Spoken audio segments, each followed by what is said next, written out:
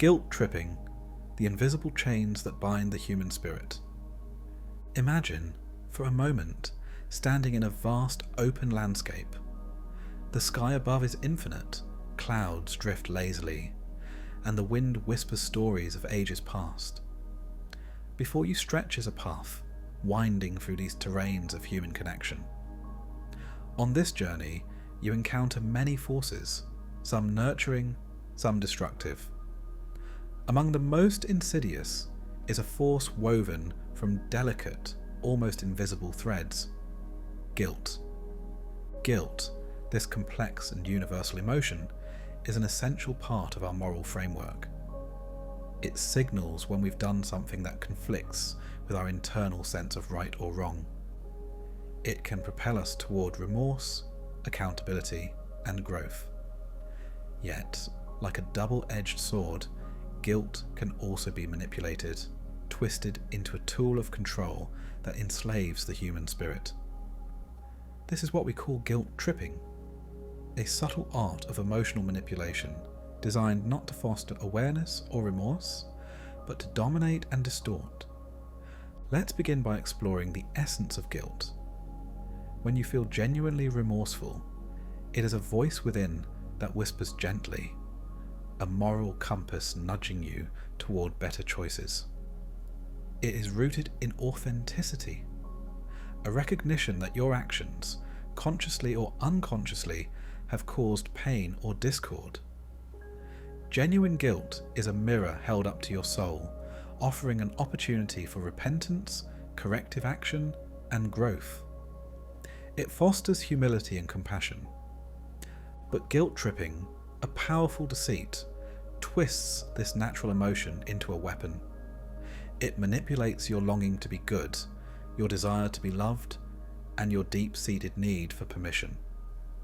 It is a form of emotional hostage-taking, where the manipulator, either knowingly or unconsciously, binds your conscience with strings of obligation, shame, and obligation.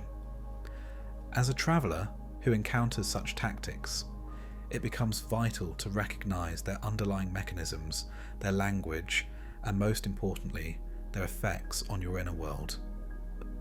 The dynamics of guilt tripping are subtle. It often begins with innocent seeming gestures or words, small hints, insinuations, or quiet suggestions. Perhaps an expression of disappointment, a sigh of frustration, or a veiled comment that implies a moral failure. Over time, these acts build a mountain of unease, a persistent feeling that perhaps you haven't done enough, that you're failing those you love, or that you've wounded someone intentionally or unintentionally. Let's paint a scene. A mother might say to her child, with gentle but pointed tone, "After all I've done for you, you can't even pick up your room." The words seem mild, perhaps even caring, yet underneath lies an unspoken message. You owe me, and if you don't comply, you are ungrateful and unworthy of my love. The child, who yearns for approval and fears abandonment, feels the weight of that guilt pressing down. This emotional pressure shapes their choices, their self-perception, and often their behaviour. In this tiny example lies the core of guilt tripping. It leverages our biological wiring, our desire for connection, our fear of rejection, to subtly coerce. The manipulator, aware or unaware, exploits our inherent kindness, sense of fairness, and moral sensitivity. They tap into our vulnerability, our need to belong, to be accepted, to avoid shame, and use it as a lever. This tactic hinges on the human tendency to over-identify with moral failure or responsibility. When someone evokes guilt, it's not necessarily because you've truly hurt them, or because you've committed an offence deserving of remorse. Instead, it's often a calculated way to tilt the moral balance in their favour. They plant a seed of doubt about your motives, your kindness, your worth. As that seed takes root, it grows into a vine that threatens to choke your authentic self. Let's delve deeper into how guilt tripping operates on the emotional and psychological level. When you are subjected to these subtle pressures, your mind begins to shift.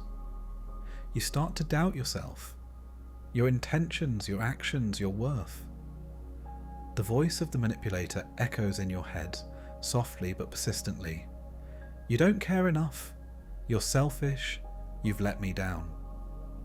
These messages, both explicit and implied, rouse feelings of inadequacy, shame, and obligation. The emotional toll can be profound. Each guilt-laden remark wears away at your confidence. It becomes a sneaky form of mental erosion, slowly transforming your moral compass into a compass bent in the direction that pleases the manipulator. Your internal voice, once a gentle guide, becomes conflicted, torn between your genuine feelings and the external weight of expectation. Over time, you might find yourself repeatedly apologizing after small mistakes, prioritizing others' needs over your own, or feeling deeply guilty simply for wishing to be if it's inconvenient to someone else. What makes guilt tripping particularly dangerous is its subtlety. It's often disguised as concern, love, or care, a wolf in sheep's clothing.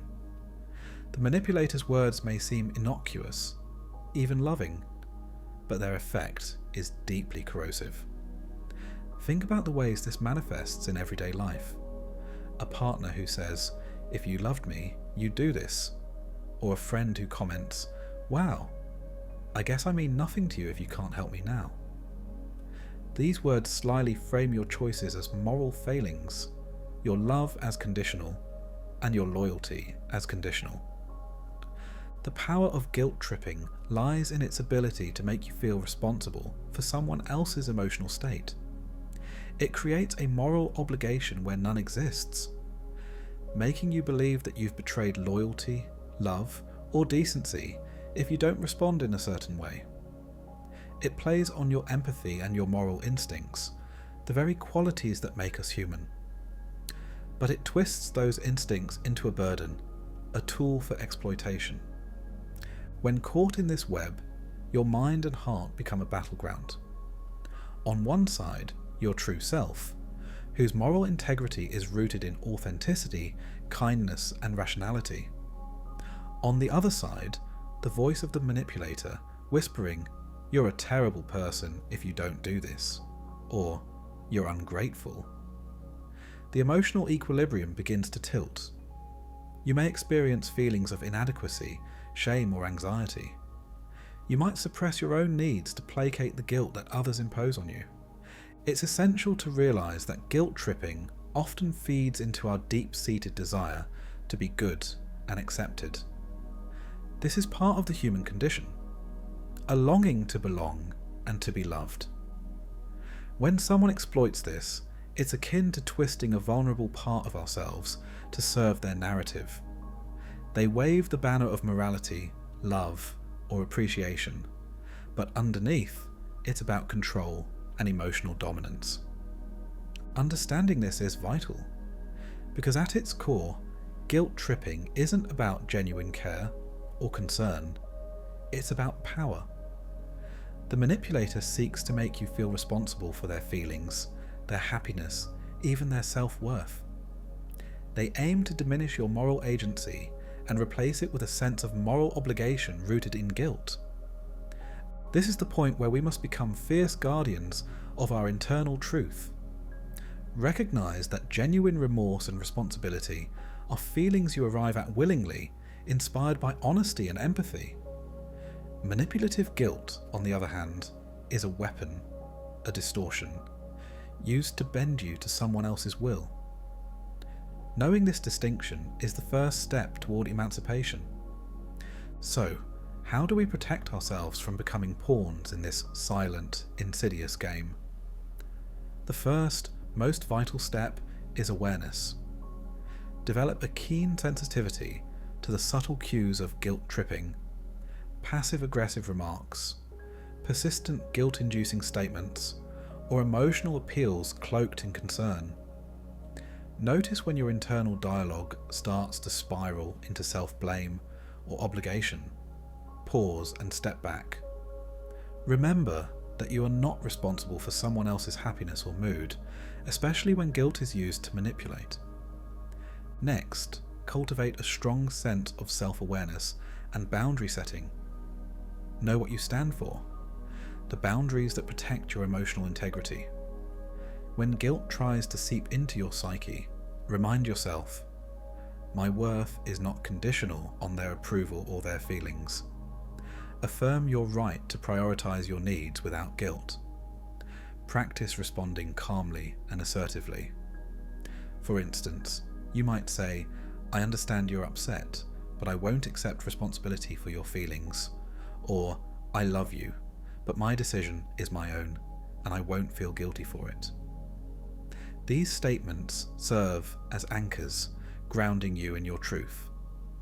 It's also essential to strengthen your emotional resilience. This means trusting your perceptions, valuing your feelings, and refusing to accept external guilt as valid just because it's delivered with a caring tone. When faced with guilt-inducing comments, take a moment, breathe deeply, and remind yourself of your core values. Ask, is this feeling of guilt justified? Or am I being manipulated into feeling responsible for something that isn't mine to carry? An important aspect of protection is seeking external validation and support. Talk to trusted friends, family, or mental health professionals who can help you see the manipulation for what it is. External perspectives often clarify confusing feelings and reinforce your sense of self. Build a network of supportive voices, those that affirm your worth and encourage you to follow your authentic path.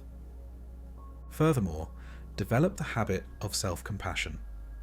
Remember that no one is perfect and everyone makes mistakes. If you find yourself succumbing to guilt-tripping influences, forgive yourself. Gaslighting, the shadow war within the human mind. Picture yourself standing in a grand hall, large and echoing, filled with the whispers of your own thoughts and memories. The walls of this hall bear the reflections of your past, moments you hold close, decisions you made, feelings you experienced. Now imagine someone entering this space, an individual who begins to subtly alter the reflections, distort your memories, and whisper doubts into your ear.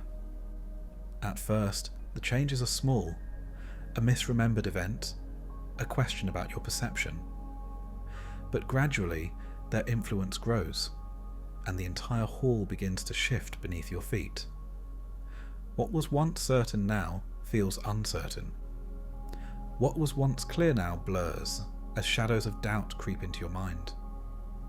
This metaphor captures the essence of gaslighting, a manipulative tactic used within human relationships to distort your reality, erode your confidence, and undermine your sense of self. Coined from the 1944 film Gaslight, where a husband manipulates his wife into believing she is losing her mind, the term has become a powerful metaphor for a subtle form of psychological abuse that chips away at mental clarity. Gaslighting is not always overt. It often operates in ways so slight and insidious that the victim begins to question their own perceptions, their memory, and even their sanity. At its core, gaslighting is about control, an attempt to assert dominance over another person not through brute force, but through psychological disorientation. It's a silent war, a war within the human mind, where the battleground is your perception of reality. And in this war, the gaslighter plays with your vulnerabilities, your desire for connection, your need to be understood, your fear of rejection and abandonment. Let's start by examining how gaslighting manifests in everyday life.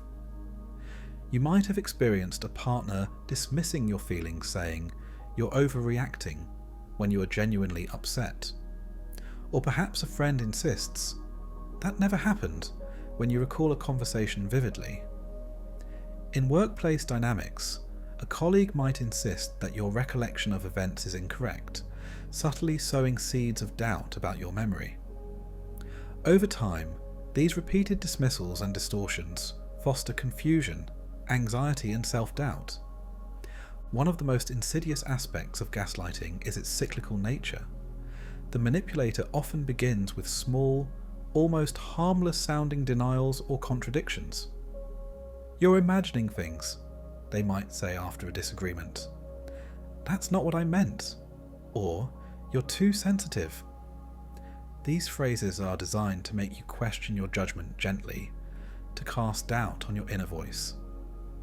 Gradually, their tactics escalate into more intense forms, denying facts you know to be true, dismissing your feelings as irrational, or even insisting that what you remember is entirely fabricated. Imagine the emotional toll. Every time you begin to trust your perception, the gaslighter invalidates it. They create an environment where your memories are unreliable, where your emotions are dismissed or minimized, and where you start to believe that perhaps your mind is betraying you. As this cycle continues, you may feel increasingly isolated, anxious, and uncertain. The sense of being lost in a fog, alone in a labyrinth of your own mind, becomes overwhelming. It's important to recognize that gaslighting is often cloaked in seeming concern or affection. The manipulator may apologize, act remorseful, or even profess love, all the while planting seeds of doubt. They might whisper, "Are you sure you remember correctly?" Or, "You're just too paranoid," with a gentle tone that belies their intent. These tactics can be subtle but effective. They undermine your perception without you even realizing it. This is what makes gaslighting so dangerous. It preys on your vulnerability to doubt yourself. When your mind becomes uncertain, your confidence erodes. You begin to second-guess your feelings, your memories, and your very sanity. That inner voice, the one that once told you what was true, becomes muffled or distorted. You may start to question everything. Did I really say that? Was I really hurt? Am I making this all up? Let's take a moment to understand the emotional and spiritual toll of this experience. When your perception is constantly challenged and manipulated, your inner world feels like a fragile house of cards. Every new contradiction or denial by the gaslighter chips away at your sense of stability. The sense of trust in your own mind and emotions diminishes, replaced by confusion, anxiety, and self-doubt. This process can spiral into what feels like a form of psychological imprisonment. You may find yourself apologizing excessively, trying to set things right, while secretly questioning your own identity. You might avoid speaking up altogether out of fear or uncertainty. You could even begin to believe that you are losing your mind. A devastating and isolating experience that attacks your core sense of self. Understanding the mechanics of gaslighting helps us see how it operates beneath the surface. The gaslighter often employs specific tactics to sow doubt. They may deny facts outright. "That never happened," or "You're making things up," even when you have clear evidence or memories.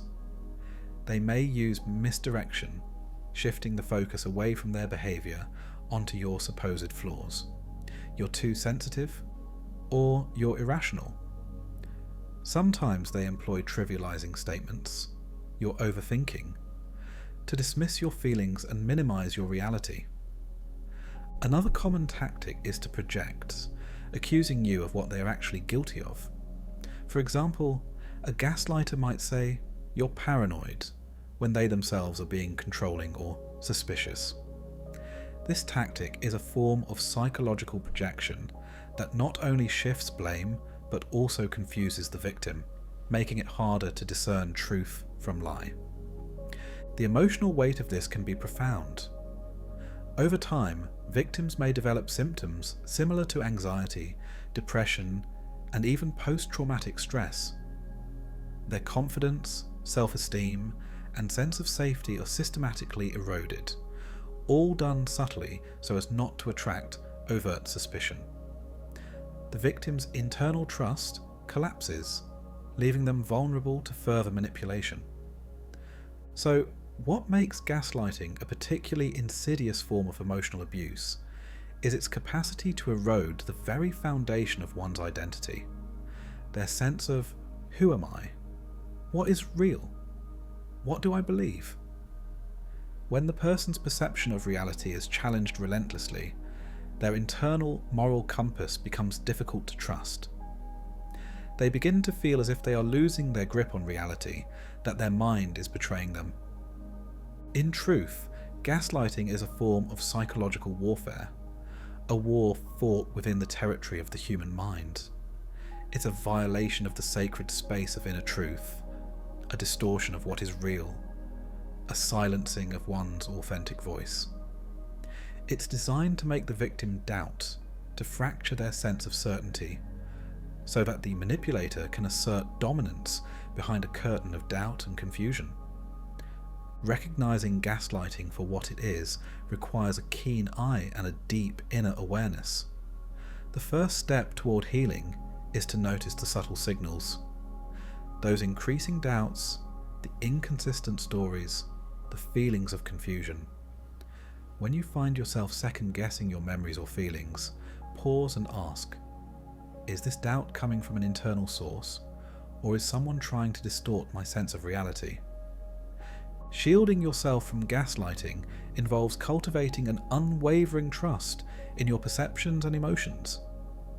This can be challenging because the manipulative tactics are often practiced over months or years, gradually wearing down your defences.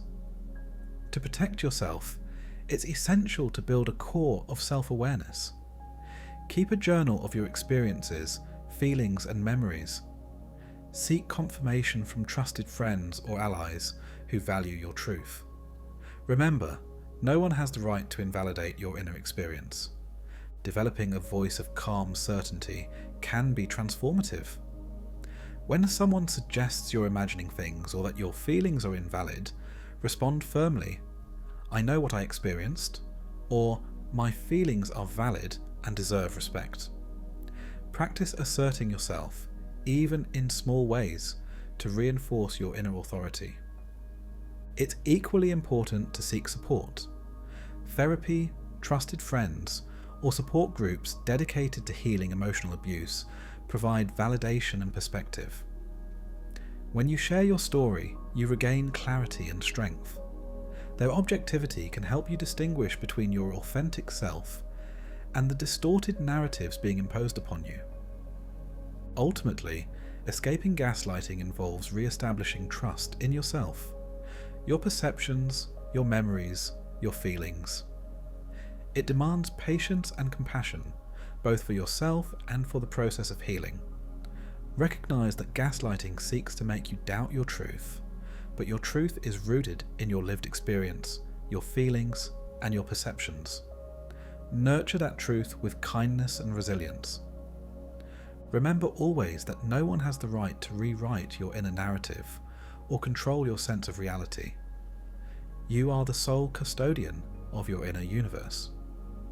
The shadow war within the mind is combatable when you reclaim your inner authority. Your perception, your feelings, your memories, these are your unassailable sanctuary. Guard them fiercely. When you do, you stand firm against the darkness of gaslighting, and you reaffirm your right to perceive and live in truth. In closing, understand that gaslighting is a profound assault on your sense of self. It seeks to destabilize your inner clarity, sow confusion, and erode your confidence. Recognizing its tactics, cultivating inner awareness, and seeking external validation are your shields.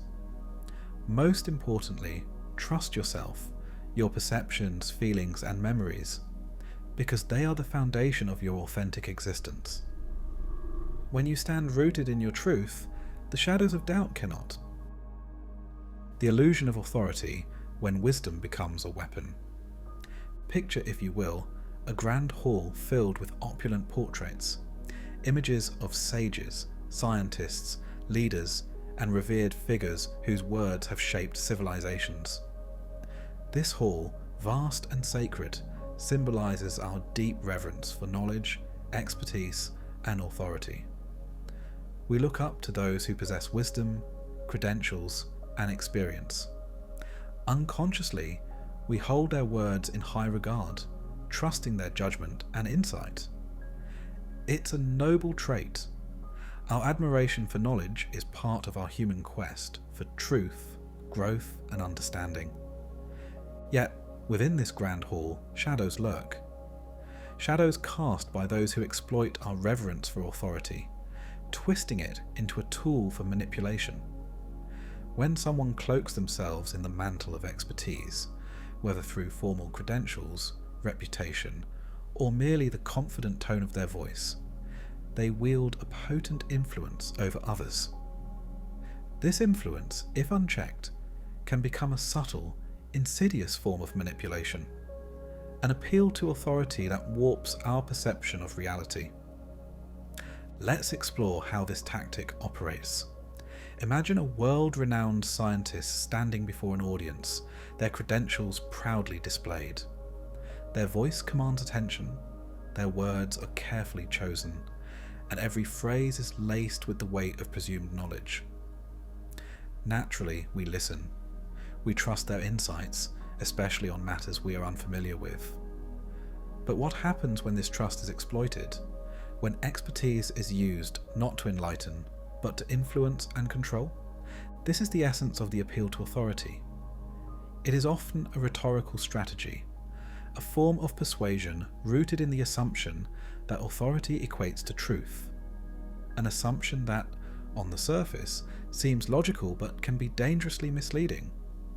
When used manipulatively, it dismisses our critical thinking and encourages us to accept claims without question simply because they come from a figure of authority. Now, to truly comprehend this tactic, we must understand its psychological foundations. Humans are wired for hierarchical social structures.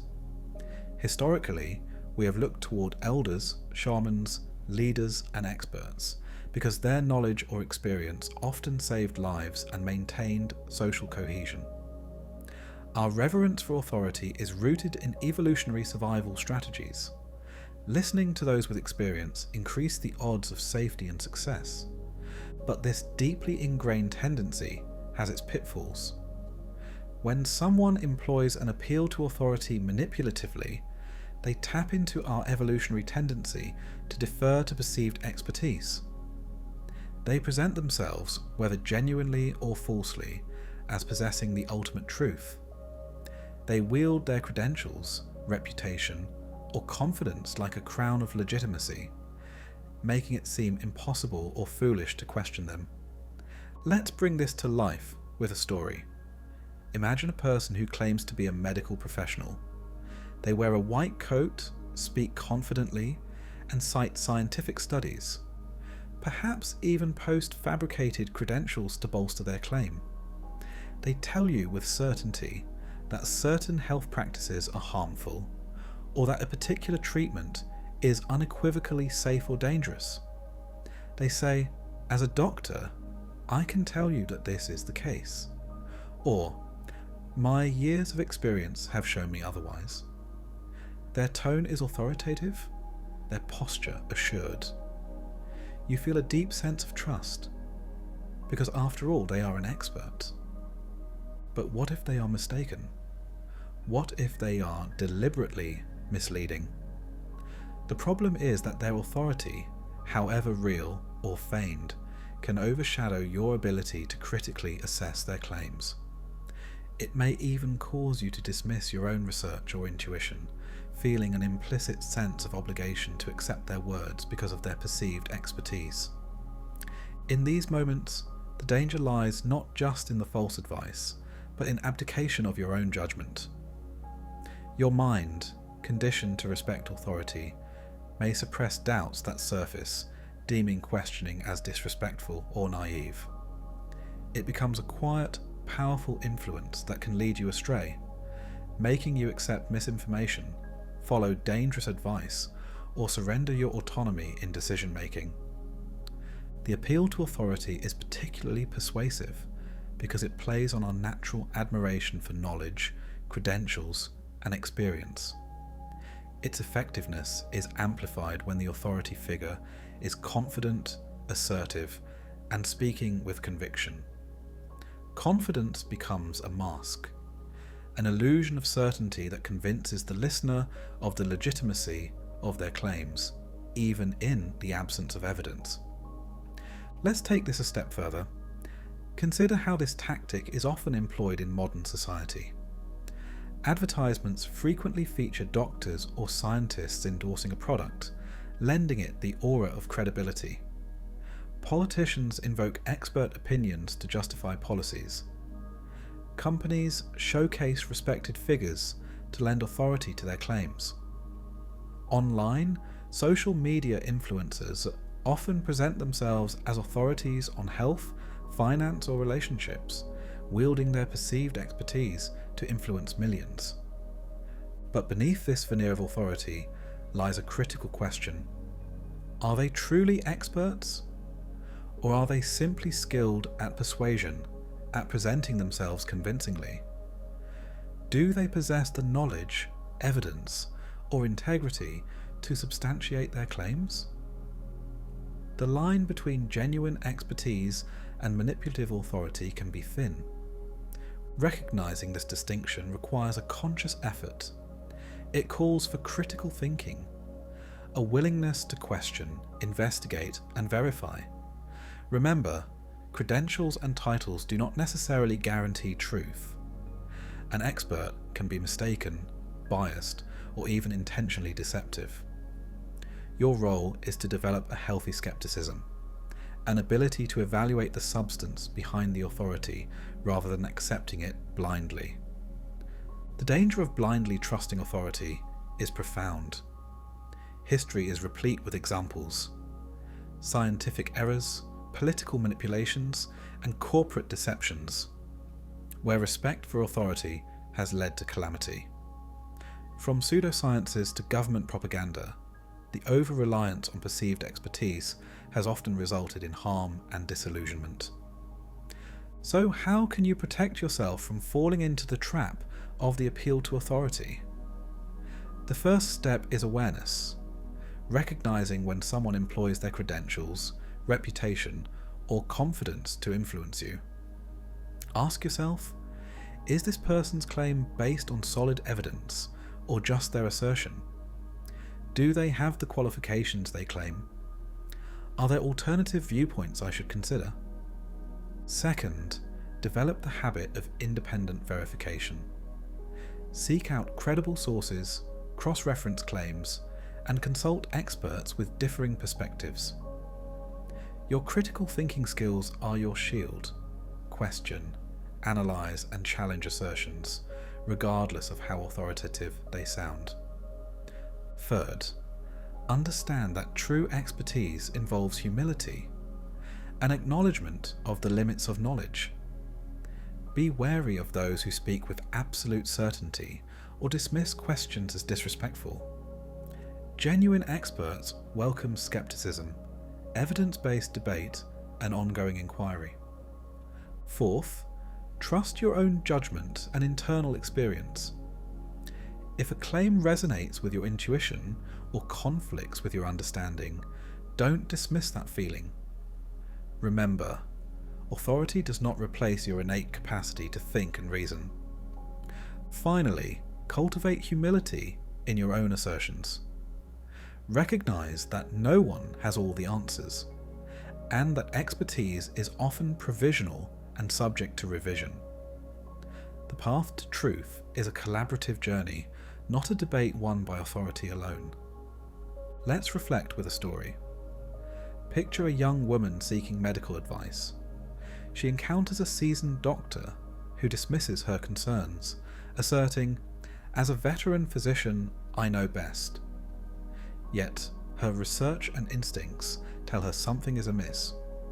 She begins to question, does this doctor possess the specialized knowledge about her particular condition? Does his confidence stem from genuine expertise, or from a desire to control her decision? By trusting her own judgment, seeking a second opinion, and verifying facts independently, she preserves her agency and avoids falling prey to manipulation cloaked as authority. In the end, the appeal to authority can be a powerful tool, one that guides, informs, and inspires. But it can also be a trap, if wielded irresponsibly or maliciously, to deceive and dominate. Our task is to cultivate discernment, to trust reason without surrendering our capacity for critical thought. We honour legitimate expertise when we evaluate claims with honesty and rigour. When we remain curious, sceptical, and open-minded, we reclaim our autonomy from the seductive siren call of false authority. Remember this: authority is a tool, neither inherently good nor bad. Like any tool, its morality depends on how it is used. When wielded responsibly, it illuminates the path forward. When used manipulatively, it clouds our vision, traps our minds, and diminishes our true power. Your greatest protection lies in your capacity to think for yourself, to question relentlessly, and to value truth above false certainty. In doing so, you hold the key to seeing through the veneer of confidence and uncovering true wisdom. Wisdom born of humility, inquiry, and integrity. In the grand tapestry of human interaction, the appeal to authority remains a double-edged sword. Its allure is undeniable because we instinctively seek guidance from those we respect and trust. Yet, it is our vigilant mind, our skeptical spirit, and our unwavering commitment to truth that safeguard us from deception. When you recognize the tactics behind the confident tone, the polished credentials, and the authoritative gestures, you empower yourself to stand firm, to trust with discernment, to question with courage, and to seek evidence with humility. Only then can you truly navigate the complex landscape of influence, guided not by blind reverence, but by awakened wisdom. Let this be your mantra. Authority is a guide, but never a master. Trust, but verify. Believe, but think. Love bombing, the illusion of unconditional devotion. Imagine walking into a room filled with radiant lights, bright, warm, intoxicating. It feels as if love itself has been poured into that space, enveloping everything in tenderness and exuberance. Now, picture meeting someone who embodies that light with effortless charm.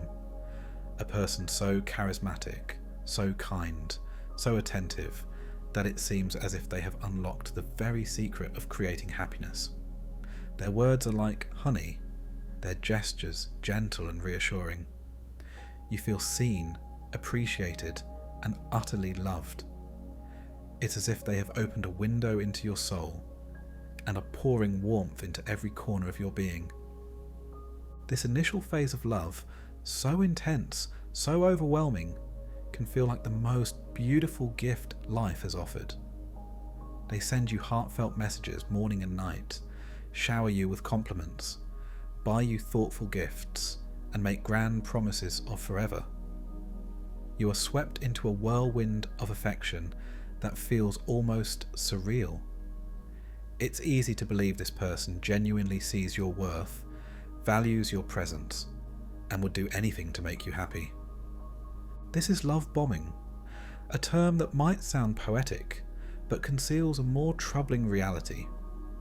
It's a tactic, a manipulative dance designed not only to win your affection, but to ensnare your trust, to create an emotional dependency so strong that walking away seems impossible. Behind all that sweetness, there's an undercurrent of control, a carefully crafted illusion aimed at one purpose: to dominate your emotional landscape. At its core, love bombing preys on vulnerability, our innate desire to be loved, accepted, and validated. It targets our deep longing for connection, our fear of loneliness, and our hope that this person truly has found us worth loving unconditionally. When someone begins with love bombing, they are not just expressing affection, they are setting into motion a complex psychological strategy. Let's step back and understand how it works. In the initial stages, the love bomber is often at their most charming, most attentive, and most complimentary. They are like a sunbeam that warms your earth-cold soul. They listen deeply to your stories, remember your favourite things, and prioritise your happiness above all else. It feels extraordinary because it appears to be genuine, pure love. But beneath this guise lurks a meticulously designed plan. The love bomber's goal isn't merely to love you, it's to create an emotional attachment that makes you dependent on their approval. They want to forge such a strong bond early on that the thought of losing them becomes unbearable. This strategy works on your innate need for belonging and your fear of abandonment, powerful forces that can overshadow rational judgment. Now, it's critical to realise that love bombing isn't always overt. It often masquerades as the real thing.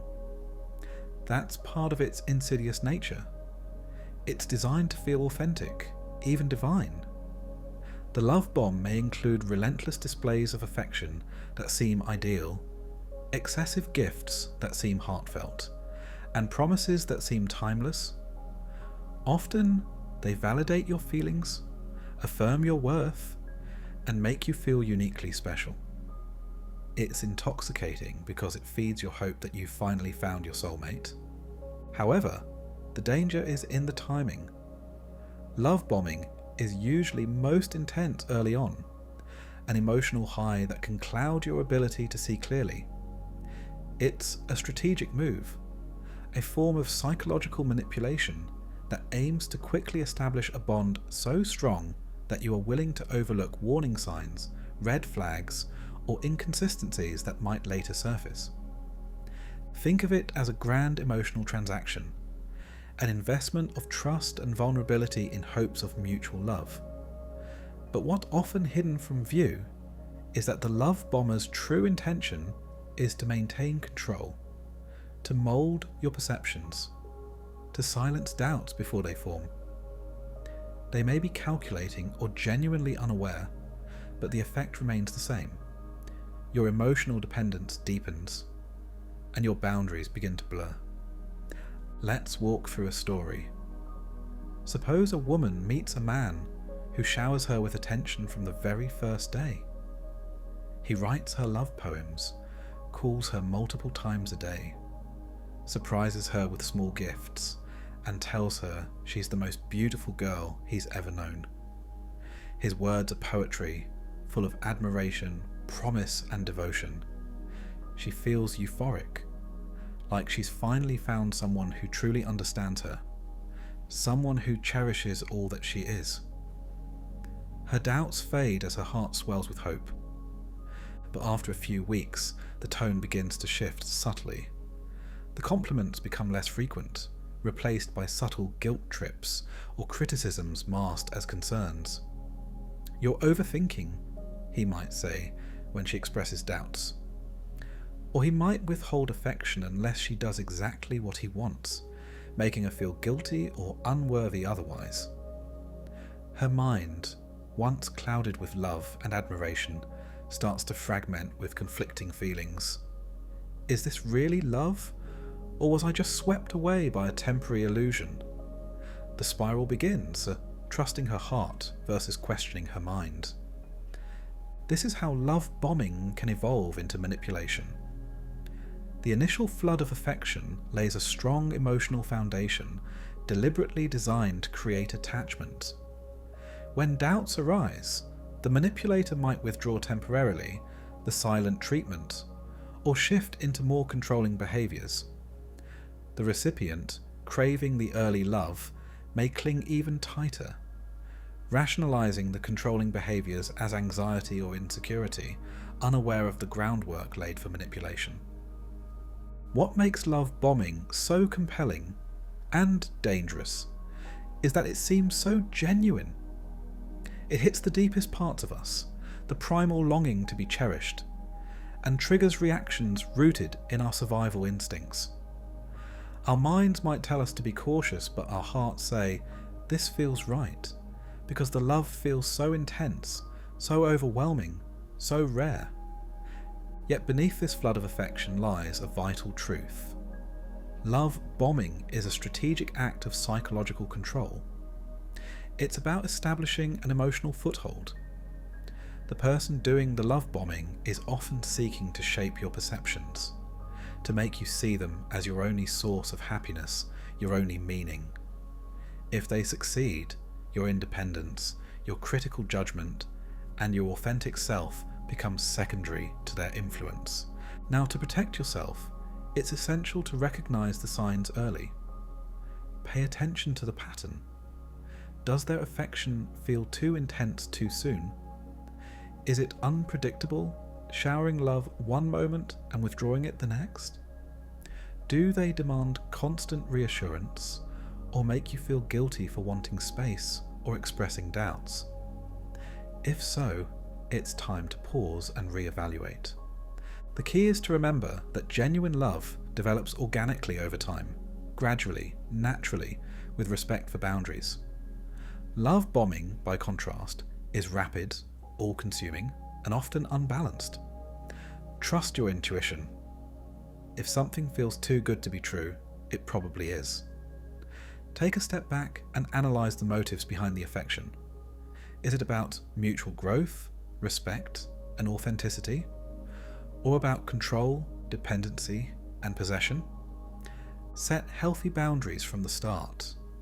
Don't let the initial intensity drown out subtle red flags. Seek to understand the person beyond their words.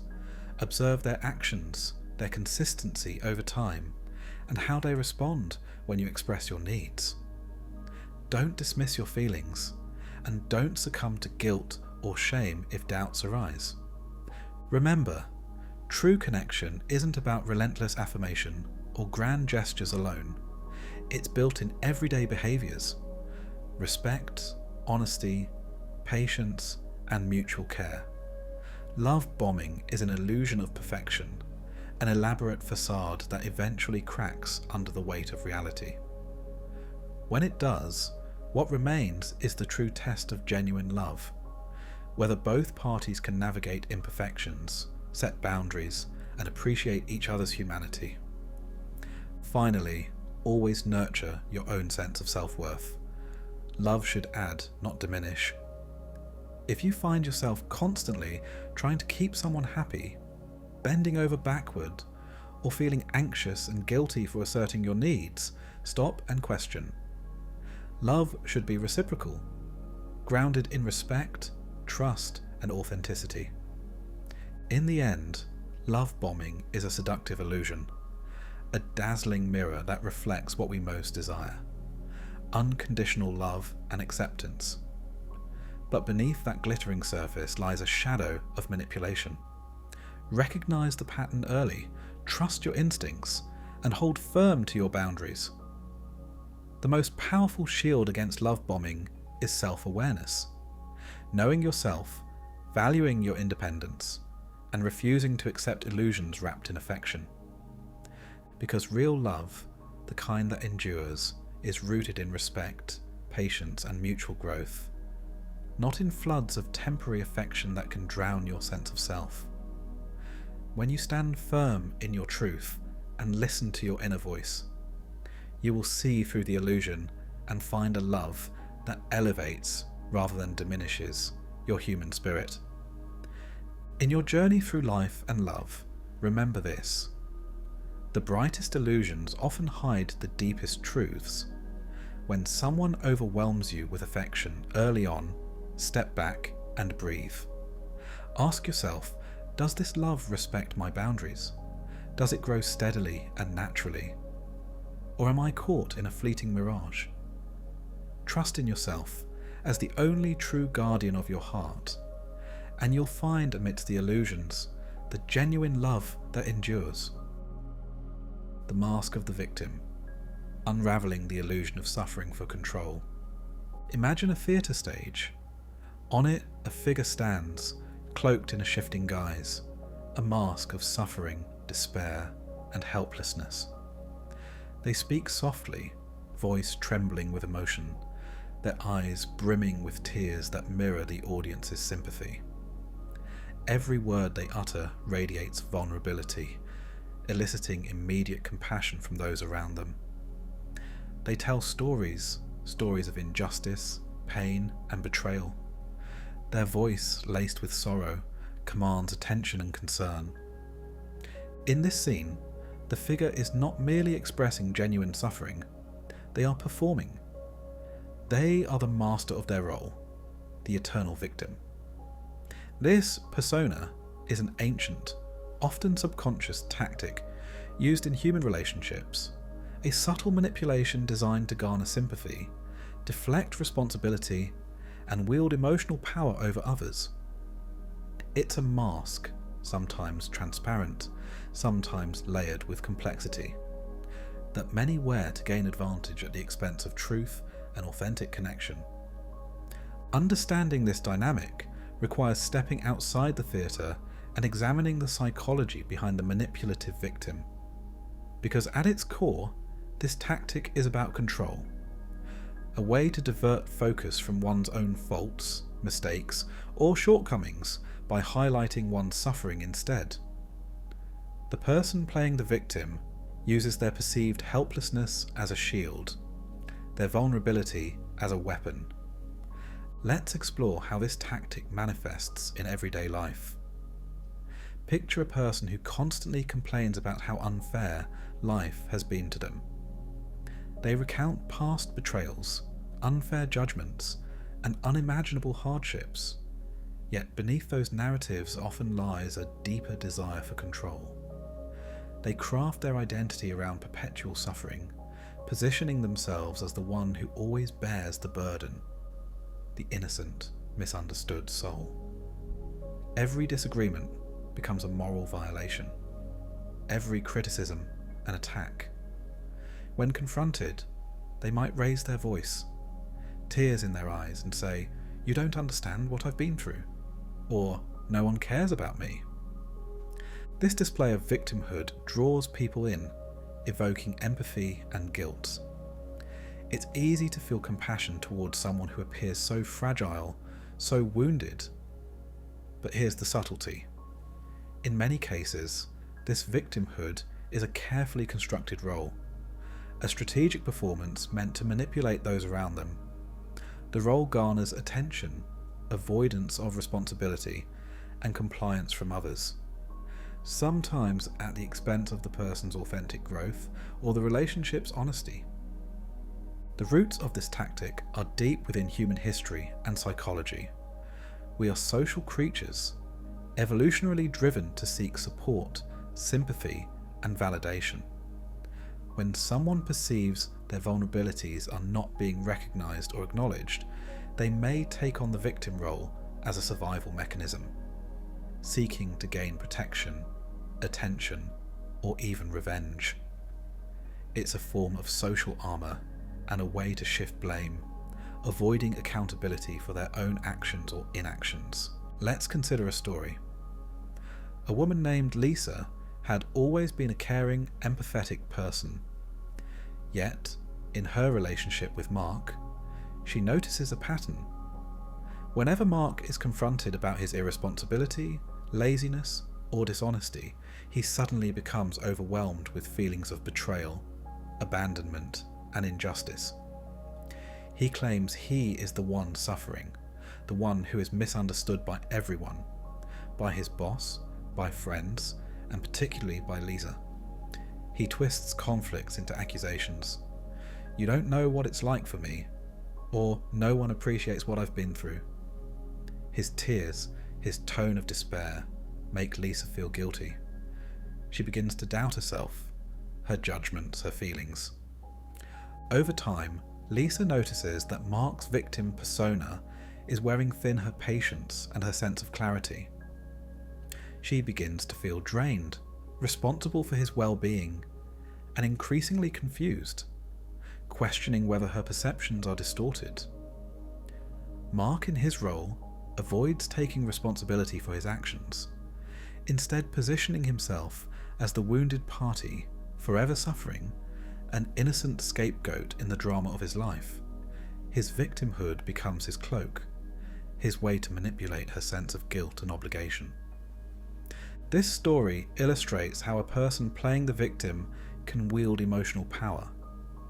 The victim role is a form of psychological leverage, one that invites guilt and shame, encourages compliance, and often dissuades confrontation. The victim often shifts blame and refuses accountability, all cloaked in an appearance of innocence and fragility.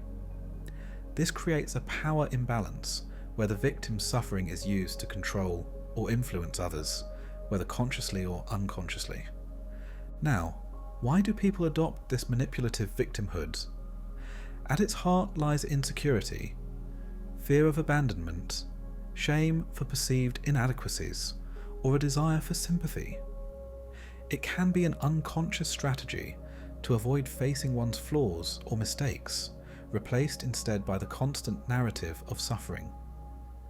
The victim is rarely fully aware that their suffering might be exaggerated or strategically crafted. They see themselves as genuinely broken, their pain sincere. Yet, the external behaviours, constant grievances, over-the-top displays of despair, refusal to take responsibility, reveal their underlying intent to dominate and manipulate through emotional dependency. This tactic is profoundly damaging for those entangled in it.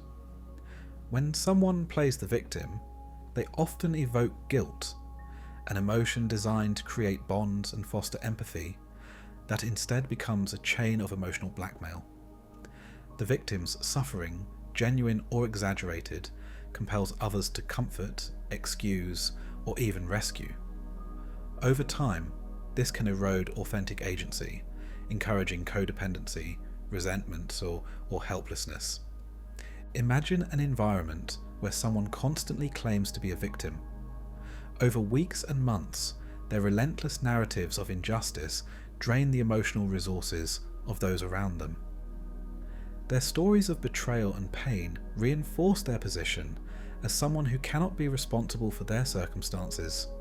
They are the wounded, the misunderstood. The others, feeling guilty or empathetic, respond with support, apologies, and attempts to make amends. This in turn reinforces the victim's role, creating a feedback loop where accountability becomes impossible and blame is displaced. It's important to recognise that playing the victim can sometimes be unintentional, an unconscious pattern stemming from past trauma or unresolved wounds. But whether conscious or unconscious, the impact remains the same. It distorts reality, manipulates perceptions, and ultimately hampers genuine connection and growth. So how can we protect ourselves from falling into this trap? First, develop awareness. Notice when someone's complaints, grievances, or stories of victimhood are disproportionate or unaccountable. Are they consistently blaming others but avoiding self-reflection? Do their narratives shift responsibility away from themselves? Do they deny or minimize their part in conflicts? Recognizing these patterns is the first step. Second, set firm boundaries. Compassion is vital, but it should not come at the expense of your well-being or autonomy. You can listen with empathy, but also resist being pulled into their narrative of helplessness. Remember, genuine human connection involves mutual responsibility, an honesty where each person owns their part, not endless victimhood to exploit sympathy. Third, practice self-reflection. Are you unconsciously enabling their victim role? Do you sometimes feel guilty or responsible for their suffering, even when it's disproportionate? It's vital to differentiate between genuine empathy and enabling manipulative behaviours. A healthy relationship is not based on perpetual suffering, but on shared growth, accountability, and resilience. Fourth, maintain perspective. When someone consistently plays the victim, it's easy to get overwhelmed by guilt or shame. Remind yourself, people have the right to their feelings, but their feelings do not justify perpetual blame, emotional blackmail, or the abdication of responsibility. Your role is to support without losing sight of your truth. Lastly, seek outside support if you feel entangled in a manipulative victim dynamic. Talk to trusted friends, counsellors, or therapists about your experiences. They can help you see patterns you may miss and provide guidance on how to navigate these complex relationships. Remember that genuine pain is real and compassion is vital. But false or strategic victimhood, when used as a manipulation, undermines authenticity and robs both parties of true connection. People can be vulnerable. Their suffering can be authentic. But when victimhood becomes a manipulative tool, it morphs into a mask that conceals control, avoids accountability, and fosters emotional dependence. Recognize this pattern early and stay rooted in your clarity, compassion, and boundaries. In the end, you hold the power to discern authentic suffering from manipulation. Authentic vulnerability invites honesty, mutual respect, and growth. Fake victimhood seeks to dominate, guilt, and control. Protect your heart by observing beyond the surface stories. Listen for consistency, watch for shifts in responsibility, and trust your inner truth. Genuine connection is based on shared responsibility, honesty, and resilience, not endless suffering and unaccountable blame. When you see through the mask of the victim, you reclaim your emotional sovereignty, fostering relationships grounded in authenticity and mutual strength.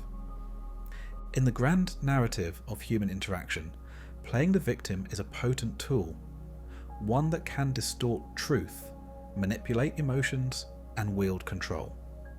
Yet, awareness, boundaries, and compassion are your most powerful allies. Recognize when victimhood is real, and when it's a mask, then act with clarity, courage, and integrity. For true strength lies not in victimhood, but in resilience, accountability, and authentic connection. The power of words, the art of semantic manipulation. Imagine a master craftsman, a sculptor shaping clay, not with their hands but with words. Every phrase, every nuance is a stroke of their language, each carefully chosen, each deliberately placed to mould perceptions, influence beliefs, or obscure truth. This is not the work of a painter or a poet, but of a manipulator, a person wielding the profound power of semantic manipulation and wordplay, turning language into a tool for control rather than connection. Language is the vessel through which we interpret reality. Words are the lenses through which we see the world, ourselves, and others. They carry meanings, connotations, histories, and cultural weight. But what happens when those words are used not to illuminate, but to distort? What about when language becomes a battlefield, a terrain where truth and illusion collide, where subtle shifts in words lead to profound shifts in perception? Semantic manipulation occurs when someone deliberately redefines, twists, or subtly alters the meaning of words to serve their purpose. It's a subtle art, akin to a chess master moving pieces carefully across the board, not to checkmate immediately, but to create a situation where the opponent's understanding is so distorted that they no longer see the true game they're playing. Often, this manipulation is cloaked in politeness, friendliness, or even concern, masking its true intent. Let me paint a scene. A person, let's call her Sarah, is in a conversation with her boss. Her boss says, "I think your work is adequate," but subtly emphasizes the word adequate, a word that, in the context, could mean simply passing, or could be a veiled, subtle insult, implying mediocrity. Sarah senses something is off but doubts herself. Perhaps she is reading too much into it. Or consider the phrase challenging. Someone might say, "Your attitude is challenging" to mean difficult, but the word challenging also has connotations of something invigorating or stimulating. The manipulator chooses this word because it's ambiguous. It leaves room for interpretation. The recipient might doubt themselves. Did I really offend? Or was I just misunderstood? This ambiguity allows the manipulator to control the narrative subtly and flexibly. The power of semantic manipulation lies in redefining words to suit the manipulator's narrative.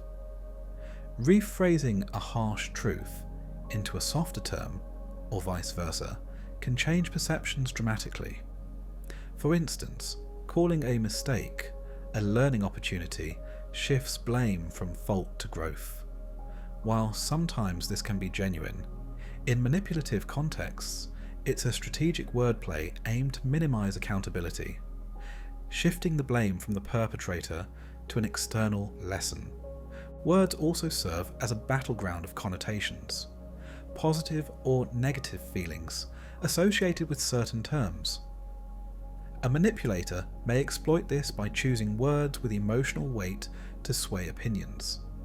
For example, labeling someone's actions as selfish, arrogant, or reckless can evoke anger, shame, or guilt, while employing words like caring, compassionate, or dedicated can evoke admiration and trust. Another layer of semantic manipulation involves redefining fundamental concepts. Terms such as justice, freedom, or truth are often co-opted in political discourse to serve specific agendas. In personal relationships, a person might redefine honesty as kindness, suggesting that avoiding the truth is an act of compassion. Such redefinition shifts the moral landscape, making it seem virtuous to distort or withhold truth. Now, imagine an innocent-sounding phrase being subtly twisted to change its meaning completely. For example, someone might say, "I'm just being honest," when they're actually about to deliver a blunt, hurtful critique. Or they might declare, "I'm only telling the truth," even when they are selectively cherry-picking facts, twisting context, or including misinformation to fit their narrative. That's semantic manipulation, a careful dance of words designed to persuade, deceive, or confuse. One of the most insidious forms of wordplay is the creation of euphemisms, words or phrases that soften harsh realities or make them more palatable. Think about how we refer to layoffs as downsizing, or death as passing on. While euphemisms can serve compassionate purposes, manipulators often use them to obscure responsibility or guilt. If someone says, "I had to let you go, it's just business," the phrase masks the truth. Perhaps the real reason was personal bias, incompetence, or malice. Language is also susceptible to framing, aligning a concept with a particular perspective to influence judgments. When someone frames a situation as a crisis, it evokes urgency and fear. When framed as a challenge, it suggests opportunity. The manipulation lies in choosing language that triggers emotional responses aligned with a specific agenda, often bypassing rational analysis. Let me tell you a story. A man named Robert owns a small company. When facing criticism about his management, he says, "You're attacking my integrity," instead of admitting mistakes. The phrase "attacking my integrity" is loaded. It implies personal betrayal rather than a professional disagreement. His words evoke feelings of shame, guilt, and defensiveness. By framing the criticism as an attack on his moral character, Robert shifts the conversation from facts to emotions, making it difficult for others to speak openly without feeling guilty or betraying him.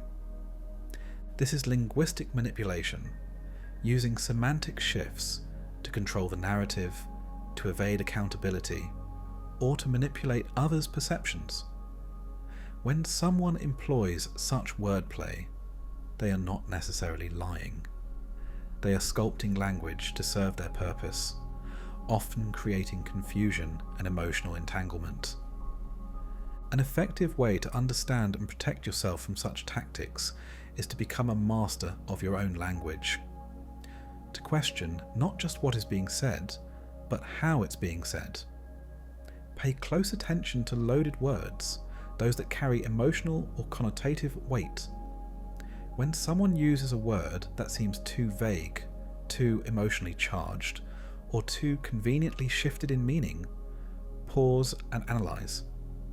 Ask yourself, what are they really saying? What are they trying to evoke? Is there an alternative interpretation? For example, if someone accuses you of being forgetful, ask, is that accurate, or are they framing my behaviour to make me appear irresponsible? When they call a disagreement an attack, question whether it's a genuine assault or a conflict sincerely expressed. Develop the habit of clarifying definitions. If someone claims you're lazy or manipulative, or that their actions are necessary, ask, what do you mean by that? Can you define lazy or necessary in this context? Often, manipulators rely on vague, emotionally loaded language to cloud reality. Sharp awareness of these words can uncover the manipulation. Another valuable strategy is to revert the language back to its roots, from abstract labels to concrete facts. If someone says, "You're being unreasonable," reply, "What specific actions or words do you find unreasonable? Let's discuss the facts." By grounding the conversation in clear factual language, you diminish the manipulative power of semantic shifts. Furthermore, recognize that language is a malleable tool. While it can be employed responsibly to foster understanding, it can also be weaponized to distort truth. The key lies in your awareness and discernment. Engage language thoughtfully, both in how others use it and how you choose your words. Remember, language shapes reality. What we accept as true depends significantly on how words are framed. When you encounter statements that feel off, listen closely to the words. Are they designed to clarify or to obfuscate? Are they rooted in truth or designed to disorient? Your perceptiveness, combined with critical questioning, is your strongest defense. Let me leave you with a reflection. Words are like keys. They open or close doors to understanding, trust, and integrity. When used consciously and ethically, they can build bridges of authentic connection. When wielded insidiously, they can lock you in chambers of confusion, doubt, and manipulation. Cultivate the awareness to recognize semantic distortions, question interpretations, and reframe language back to its honest core. Because in the realm of influence, mastering language is more than an art, it is a safeguard. It is powerful enough to liberate you from subtle deception and to anchor you in your truth. Remember, words are tools. Used with wisdom, they enlighten. Used with manipulation, they entrap. Your task is to become a vigilant steward of language. Cherish clarity, question ambiguity, and always seek truth beneath the surface. When you do this, you're not only protecting yourself, you're reclaiming your capacity to see reality clearly, speak truthfully, and connect sincerely.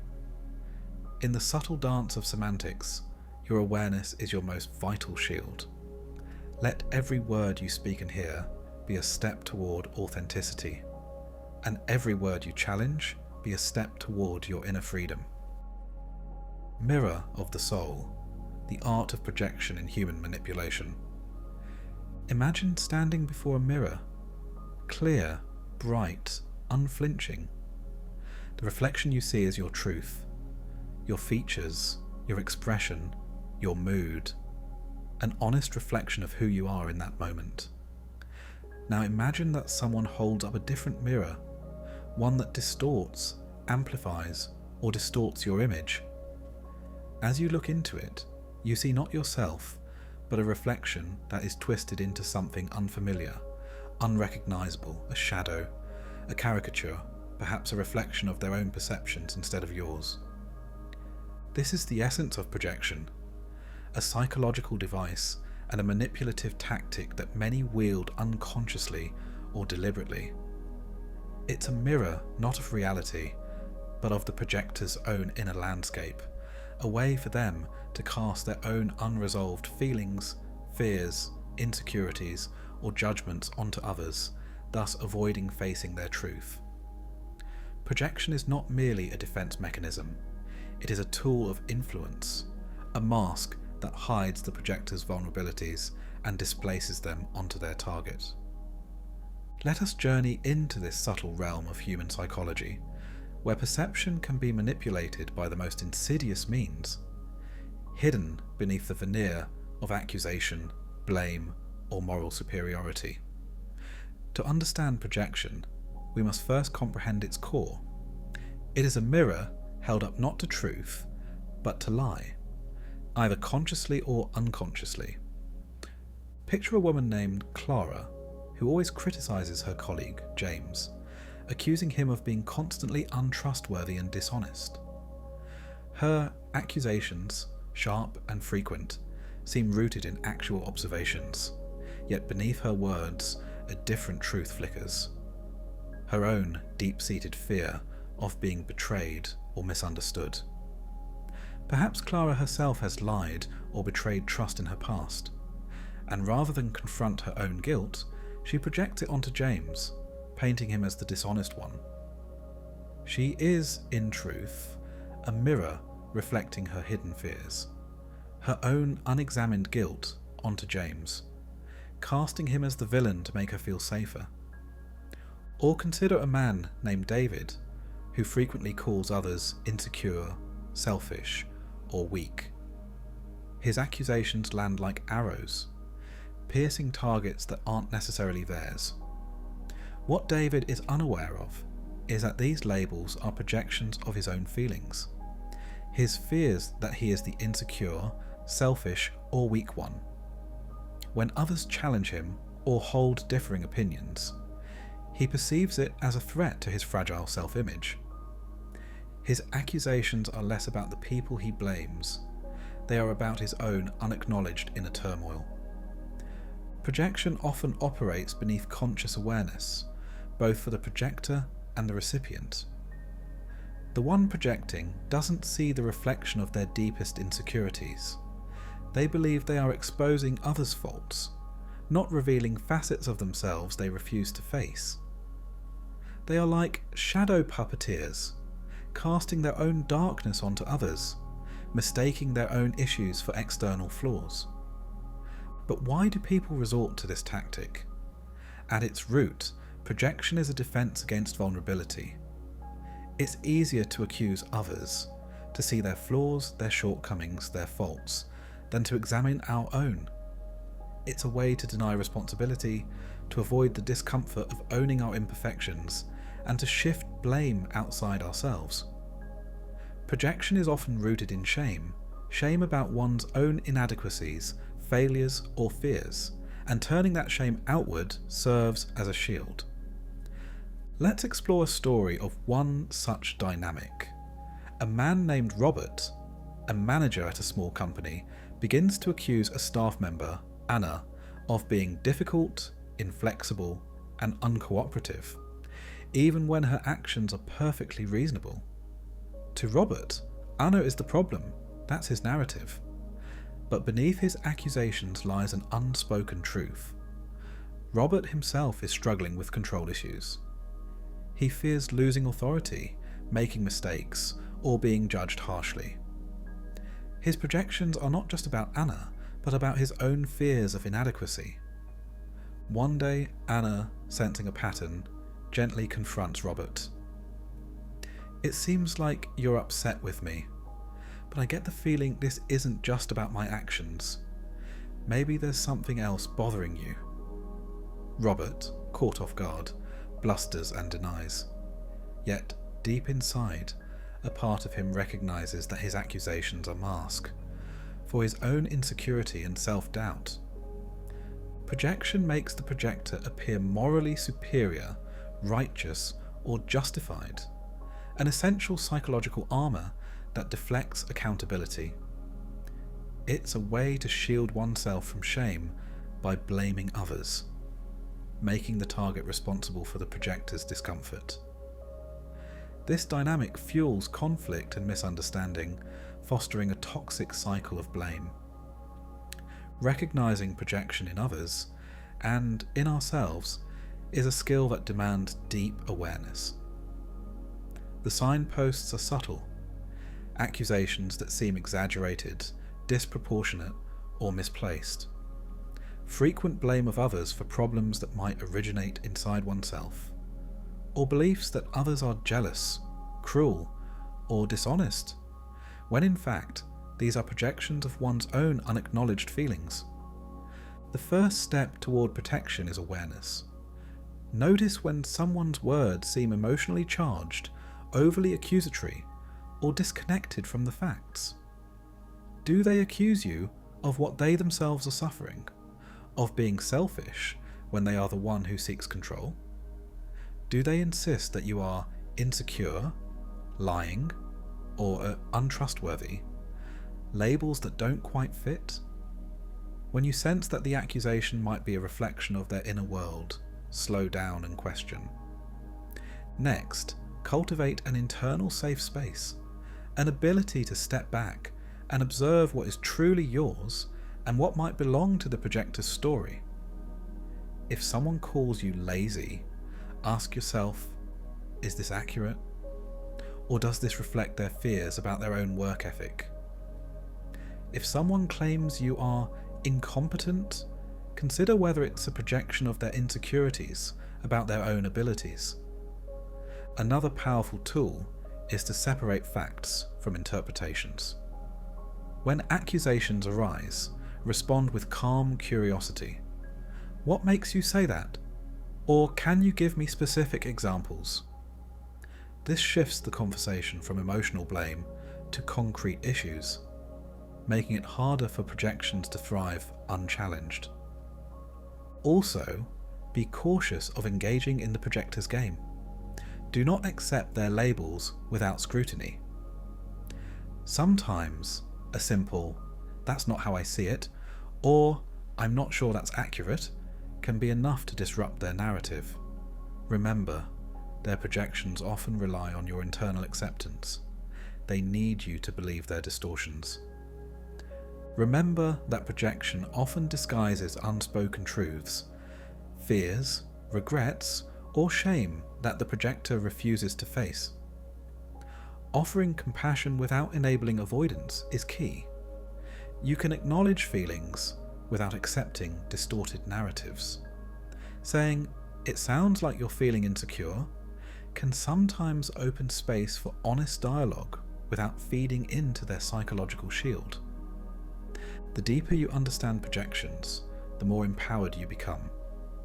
Recognize that the person projecting isn't necessarily fully aware of what they're doing. Often, projection is an unconscious mechanism, a way to cope with internal pain. But that recognition also grants you the power to see through the illusion, to see the reflection of their unresolved inner world rather than your own flaws. Ultimately, the fight against manipulation by projection requires self-awareness, emotional intelligence, and compassion. Your internal compass, your sense of reality, must remain solid amidst the shifting shadows of others' projections. Practice mindfulness. Notice when your reactions are disproportionate, or when accusations seem disconnected from reality. Trust your perceptions and feelings. They are your truth. Remember the philosopher Socrates, who famously claimed, "Know thyself." In the realm of projection, this ancient wisdom is more relevant than ever. When you know yourself, your true feelings, your faults, and your strengths, you are less susceptible to external distortions. No one can convince you that your internal experiences are invalid unless you give away your power. The final guard against projection is authenticity. Be brutally honest with yourself, confront your own weaknesses without shame, and own your truth openly. When others' projections threaten to distort your self-view, your clarity and allegiance to your authentic self will serve as a shield. In the grand game of influence, projection remains one of the most subtle and powerful tools. It can turn friends into enemies, allies into adversaries, and honest communication into confusion, if left unchecked. Recognize the signs, observe your reactions, verify your perceptions, and trust your inner voice. Because in the realm of human interaction, the most liberating act is to see through the distortions. Your awareness is your armor. When you understand the art of projection, you aren't just avoiding manipulation, you reclaim your truth. You see beyond the false reflection to the genuine you, whole, imperfect, and real, and your inner strength shines through, unshaken by the shifting shadows cast by others' unacknowledged fears and insecurities. Remember, every projection is a fragment of inner pain seeking expression. When you listen deeply and hold firm to your truth, you dissolve the illusion, restoring clarity to your inner world and strengthening your capacity to connect genuinely. In the quiet awareness of your own authenticity, you find freedom, a fortress that no word, no reflection of distortion can breach. This is the power of understanding projection, not merely defense, but liberation. The quiet abyss, the power of silence in manipulation. Imagine walking into a room, the air thick with unspoken words, heavy silence pressing down like a tangible weight. You turn to someone you care about, seeking connection, seeking clarity, but they avert their gaze, withdraw into silence, and leave you suspended in an uneasy stillness. The warmth, the conversation, the gestures, all absent. Instead, an icy void opens where once there was mutual exchange. It's as if the very fabric of communication has unravelled, leaving behind an eerie emptiness. This, dear listener, is the essence of silent treatment or emotional withdrawal, a manipulation tactic so subtle it often escapes detection. It's not merely silence, it's a method, an emotional black hole, intended not to promote reflection or reconciliation, but to exert control, to punish, or to create power by denying connection. It's a tool that manipulates the very core of human need: recognition, understanding, acceptance. Let us explore this tactic deeply. Imagine a young woman named Emily who, after a disagreement with her partner Jason, finds herself met with absolute silence. No texts, no calls, no explanation. When she reaches out, her messages go unanswered. The silence stretches into days, twisting her stomach with anxiety and doubt. Was it her fault? Did she say something wrong? Why is he punishing her in this cold, unspoken way? In truth, Jason isn't just withdrawing. He's wielding silence as a weapon. He is controlling her emotional state through withholding. This isn't about avoiding conflict. It's about asserting dominance, punishing perceived disobedience, or avoiding accountability for his own behaviour. The silence says more than words ever could. If you displease me, I will vanish from your world and leave you in despair. This form of manipulation taps into our most primal human needs, the desire for connection, reassurance, and understanding. When someone withholds emotional engagement as a form of punishment, they create a dangerous dynamic. The silent treatment acts as an emotional blackmail. If you behave as they wish, they may eventually speak again. If you don't, the silence continues, intensifying your feelings of insecurity, guilt, and anxiety. The emotional toll is profound. When faced with the silent treatment, your mind begins to spiral. You ruminate, replay past conversations, analyze every word and gesture, searching desperately for clues. Did I do something wrong? Did I forget an important date? Is this a reflection of my worth? Doubts seep into your consciousness. Your self-esteem becomes fragile. Your confidence, which once shone brightly, dims under the oppressive darkness of neglect. This silent siege can be justified by the manipulator as taking space, cooling off, or needed distance. But beneath that explanation lies a strategic intent: to punish, to control, to force compliance without open confrontation. It is a form of emotional blackmail designed to make the other person feel powerless, anxious, and desperate for connection.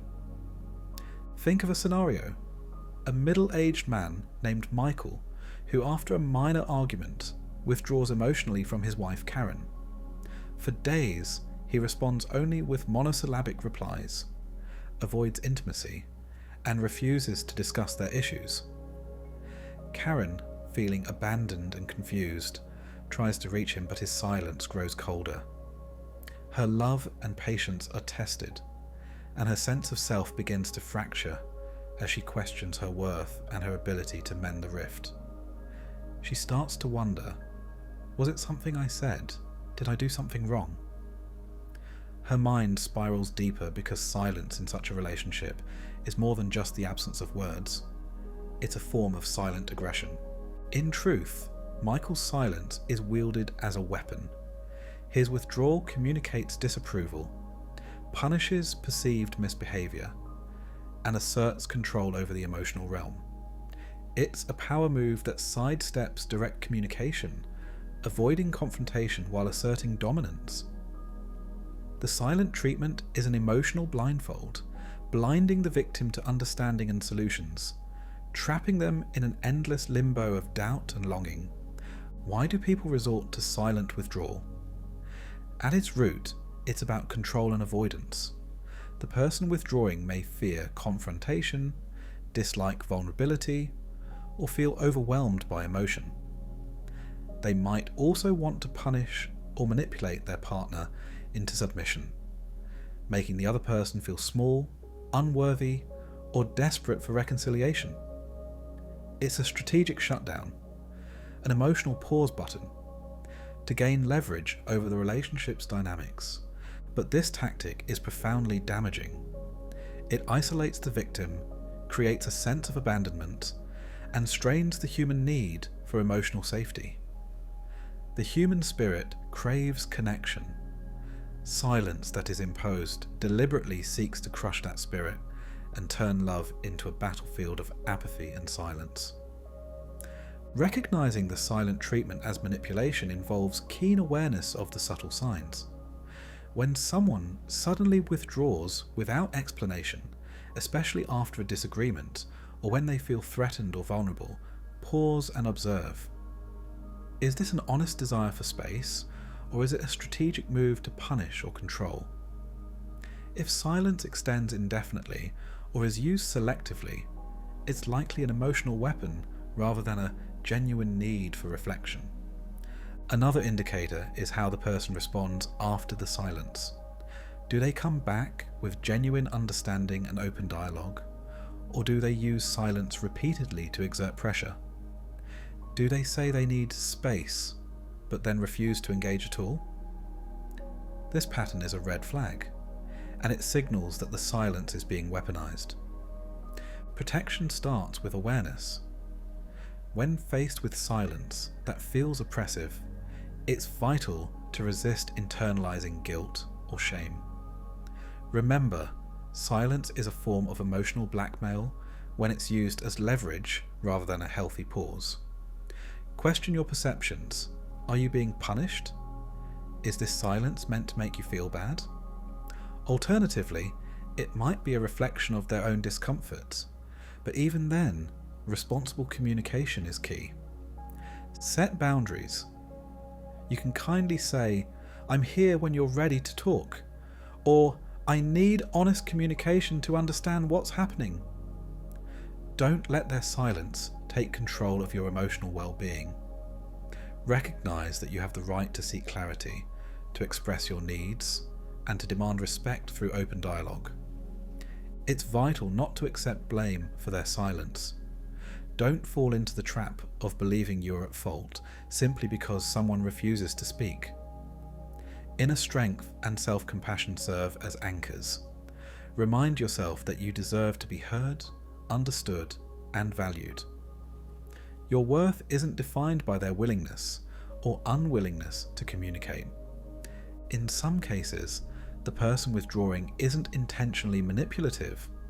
They may be overwhelmed by their feelings or have learned unhealthy coping habits. Compassion allows understanding, but clarity demands boundaries. You can hold space for their emotions while protecting your own peace. Building resilience involves trusting your perception and feelings. If silence feels like punishment, like emotional blackmail, stand firm. Take care of your mental health. Seek support from friends or counsellors who can validate your experience and reinforce your self-worth.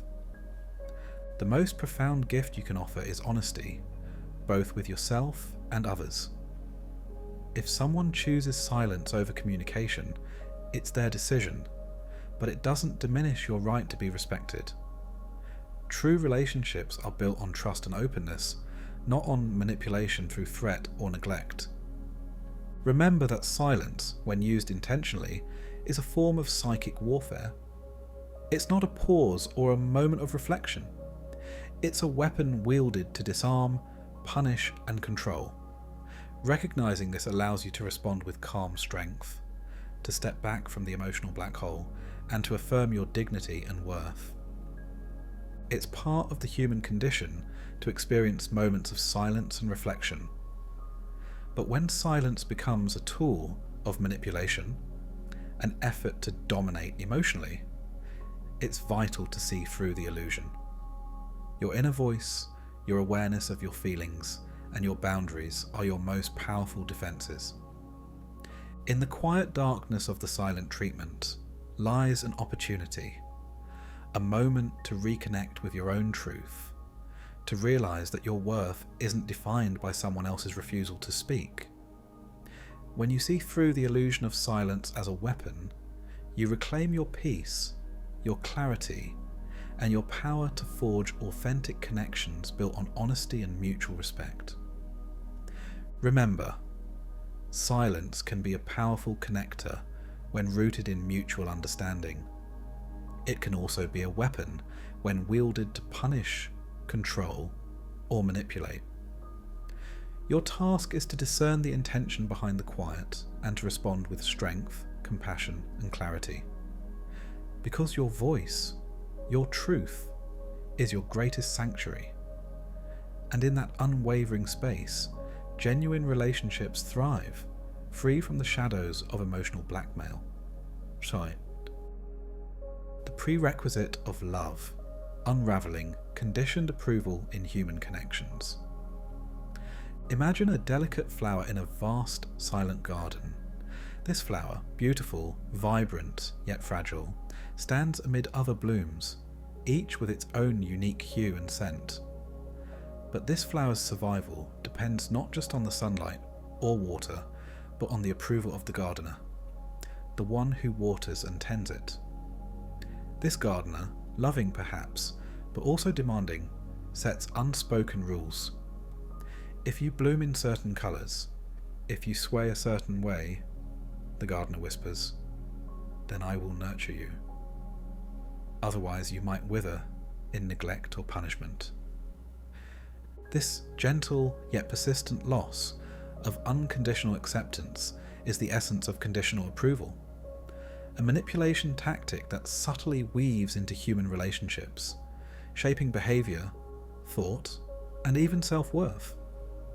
It's a strategic dance where love or support is not given freely, but hinges on meeting specific, often hidden, conditions. This creates an internal economy, an ongoing transaction of approval for compliance that can become an exhausting, invisible cage. Let's walk into this garden of human dynamics. Imagine a woman named Alice who adores her partner, Mark. At first, Mark showers her with compliments, tells her how stunning she looks, how perfect she is. But gradually, lines appear in their interactions. Mark's praise is no longer unconditional. It comes with strings. If Alice doesn't agree with him about certain shared beliefs or choices, her praise diminishes. His support feels contingent on her acquiescence, her silence on uncomfortable topics, her compliance with his opinions. One day Alice notices a pattern. When she voices dissent or asserts her independence, Mark's affection cools. He seems less eager to listen, less responsive to her feelings. When she concedes just enough, the warmth returns. The approval feels like a fragile currency, one that she must constantly earn through validation of his worldview, by denying parts of herself, or by bowing to his expectations. Slowly her self-trust erodes. The core of her identity begins to shift under the weight of conditional love. This dynamic is not restricted to romantic relationships. It is woven into familial bonds, friendships, workplace interactions, and social expectations. Society itself often propagates the idea that love, respect, and acceptance are based on meeting certain standards: appearance, achievement, obedience, or conformity.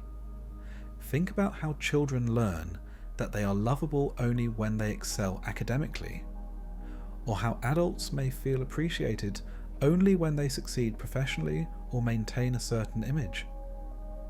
In all these contexts, conditional approval is a form of subtle coercion. It communicates, "You are valuable only if you meet these criteria," which can be a deeply damaging message. It twists love and acceptance, the fundamental human needs, into a transactional commodity rather than a freely given gift.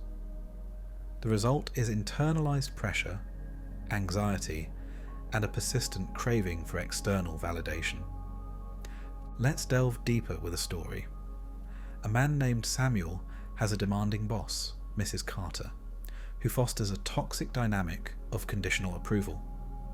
She praises employees who meet her exacting standards: achievements, punctuality, obedience, yet withholds recognition whenever they falter or express individuality. Samuel, eager to earn her approval, works long hours, ignores his own needs, and constantly monitors his performance, anxious that any mistake might cost him her favour. His work becomes a hollow pursuit, an endless cycle of striving for external validation that she withholds whenever he deviates from her expectations. One day, Samuel begins to realise that her praise feels like a reward that floats just out of reach, symbolic, fleeting, conditional. He recognises the pattern. His self-esteem is now tethered to her approval. The more he pleads for her recognition, the more he feels inadequate, his inner sense of worth dissolving into her unpredictable favour. This is the power of conditional approval, an emotional exchange that, if left unchecked, can turn love and respect into a currency controlled by others' perceptions. Its subtlety makes it particularly insidious. It masquerades as caring or nurturing, but is rooted in control. It's a game in which the rules are never clear, and the stakes are your sense of self. But why do people employ such tactics? At its core, conditional approval taps into our fundamental need for connection, acceptance, and belonging. It is an extension of the universal human fear of rejection, an instinct that once kept our ancestors safe from social exile or abandonment. In modern society, that fear persists, so much so that we internalize an unspoken bargain. Be the person I want, meet my expectations, and I will reward you with love or approval. The problem emerges when this bargain becomes unbalanced, when approval is no longer a gift, but a fleeting prize dictated by external standards. When love is conditional, it signals that acceptance depends on performance, appearance, or compliance rather than genuine connection. And that, in turn, fosters an environment of anxiety and self-doubt. Let's consider a story of a young woman named Maria, who struggles to find her voice in her family. Her parents, well-meaning but driven by societal expectations, often tell her, "You'll never find a good match if you don't fix that weight," or "You won't succeed in life unless you excel academically." Over time, Maria internalizes this conditional approval, the idea that she is lovable only when she conforms to external standards. If she gains weight or falls short academically, her self-esteem plummets, and her parents' approval feels like a distant, conditional reward. It's important to understand that this tactic is not always overt manipulation. In many cases, it's woven into the cultural fabric, social norms, or long-held beliefs. Society often views success, beauty, and achievement as prerequisites for love and acceptance, subtly reinforcing the idea that love is conditional. When an individual internalizes these messages, they may unwittingly perpetuate a cycle of conditional approval, seeking external validation at the expense of their authentic selves. Recognizing this dynamic requires a deep awareness. Notice the patterns. Does someone's affection or respect hinge entirely on your meeting their expectations? Do they praise you only when you agree with them or meet specific standards? Do they withhold love or support when you express your true feelings, particularly if those feelings challenge their beliefs or desires? It's equally critical to examine your own internal landscape. Do you find yourself feeling anxious, unworthy, or ashamed if you deviate from someone's expectations? Do you attach your sense of self-worth to external validation? These are signs that conditional approval might be controlling your inner world. Protection begins with cultivating self-awareness and deep inner validation. Understand that genuine love or respect is unconditional, rooted in your authenticity, not your achievements or appearance. Practice affirming your worth regardless of external validation. When someone's approval feels contingent, remind yourself your value is inherent, not dependent on external factors. You don't have to earn your right to exist, be loved, or be respected. Set boundaries. If someone's affection is purely conditional, articulate your needs clearly. My worth isn't based on meeting your expectations, or I deserve love even when I disagree or fall short. Cultivate relationships that accept and cherish you for who you are, imperfections and all. Seek external support if needed. Connect with friends, coaches, or therapists who reinforce your intrinsic worth, independent of others' standards. Internalize that you are enough, a principle that, once embraced, serves as a fortress against the pervasive influence of conditional approval.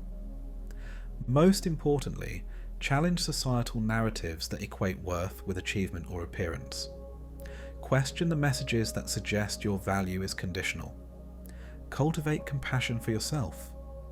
Acknowledge that seeking approval is a natural human instinct, but that true freedom lies in recognizing your innate worth, regardless of external validation. In essence, conditional approval is a subtle but powerful form of manipulation that, when internalized, can distort our sense of self.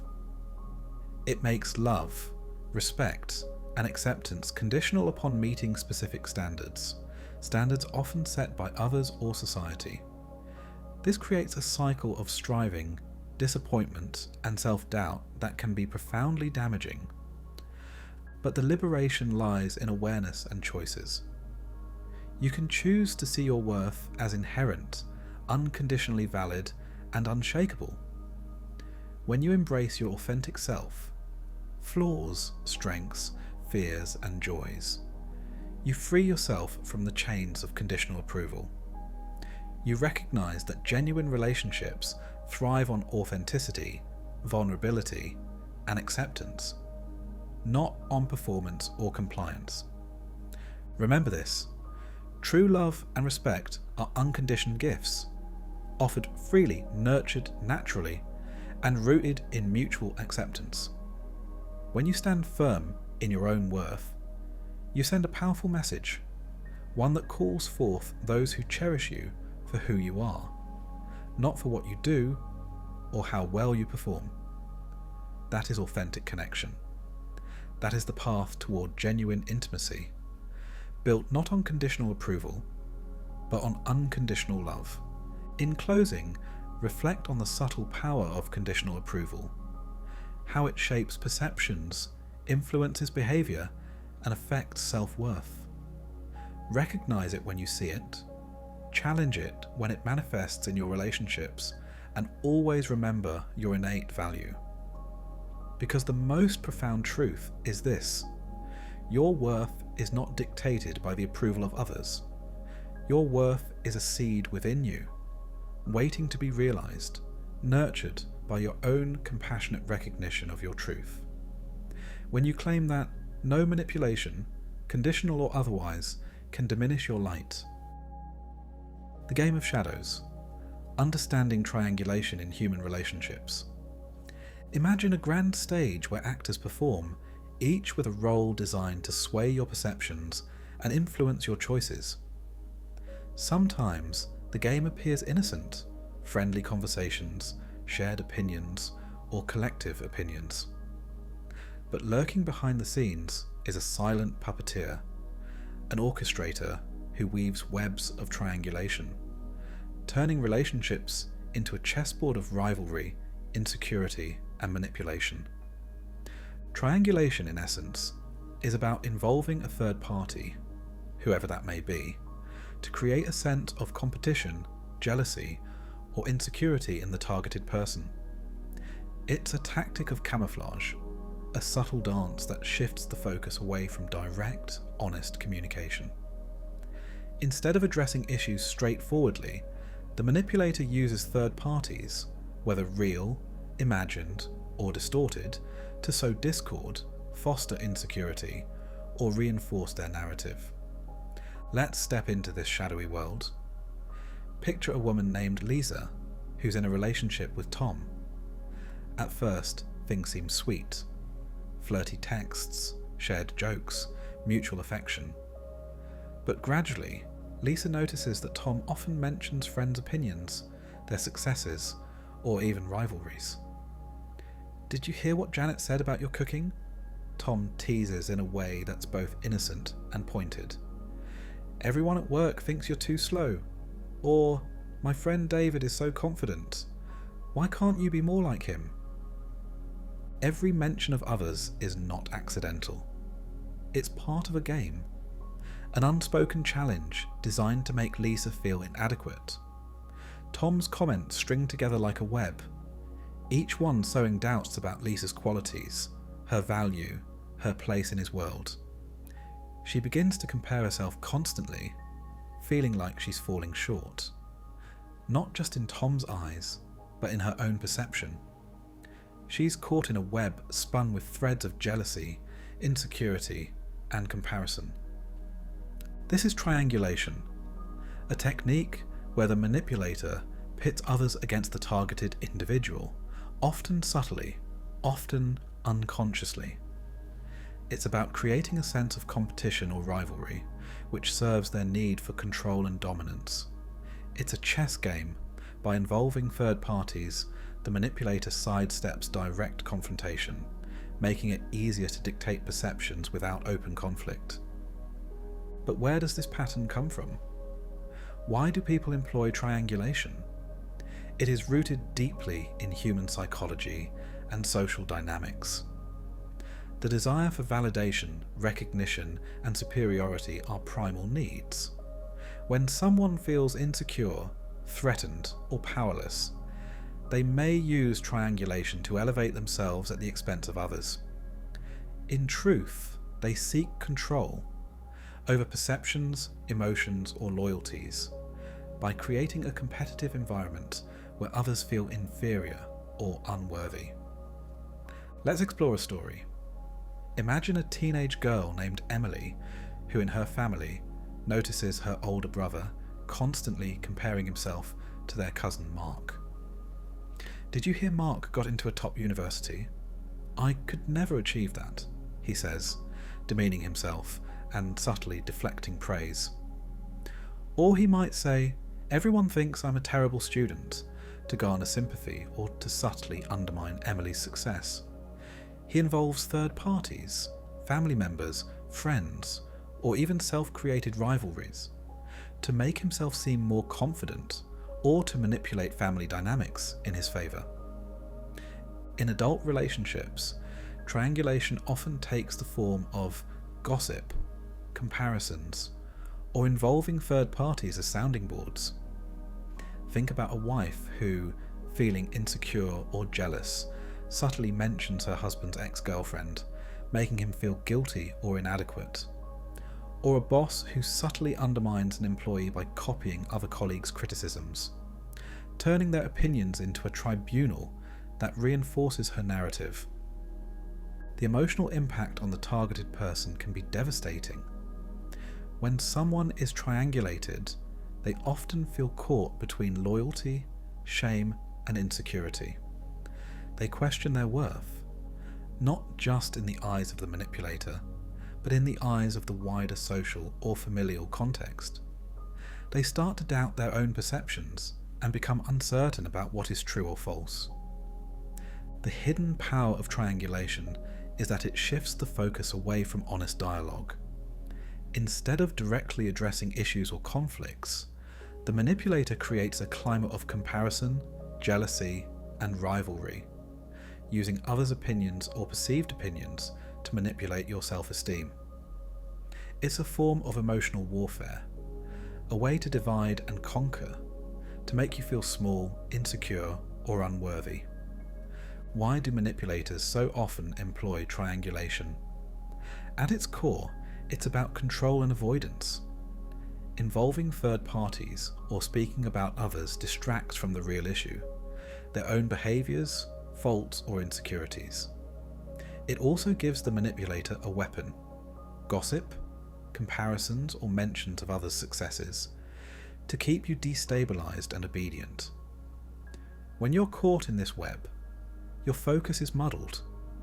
You're fighting yourself, fighting perceptions, fighting doubts. The true issue, their desire for control, remains hidden. This dynamic often arises from deep fears of abandonment, inadequacy, or loss of power. A person might feel threatened by your confidence, success, or independence and resorts to triangulation as a way to undermine your sense of stability. In doing so, they seek to elevate their own perceived position by diminishing others, creating a hierarchy that keeps them at the top. Recognizing triangulation in its many forms requires vigilance. Listen carefully. Do comments about others seem designed to undermine or elevate at the expense of another's dignity? Does someone mention third parties in a way that stirs insecurity or rivalry? Do their words subtly impose a sense of comparison? You're not as successful as her, or he's so much more confident than you. Equally important is awareness of your own emotional responses. When someone uses comparisons, gossip, or mentions of others to influence you, do you feel shamed, jealous, or defensive? Do you find yourself questioning your worth? This internal reaction is a sign that the manipulative pattern is at play and needs to be examined. Protection begins with clarity. Confront the pattern gently but assertively. If someone says, "Everyone thinks you're lazy," You might respond, "I trust my own efforts, and I don't let others' opinions define my worth." When someone compares you unfavourably to others, remember, your value is not a commodity to be measured against anyone else's standards. Practice reaffirming your self-worth. Do not accept judgments based on others' perceptions or third-party opinions. Your intrinsic worth does not depend on external validation. Establish boundaries. Let others know that your self-esteem must not be a pawn in their manipulative games. When someone seems to stir rivalry or jealousy, you can simply say, "I prefer to focus on my own journey. I don't find value in comparisons," or "I trust my own worth. It's not based on others' opinions." Be assertive and consistent in reinforcing that your self-perception is grounded in your own truth, not others' perceptions or rivalries. Seek support outside the toxic dynamic. Trusted friends, mentors, or counselors can help you see through these manipulative patterns and reaffirm your value.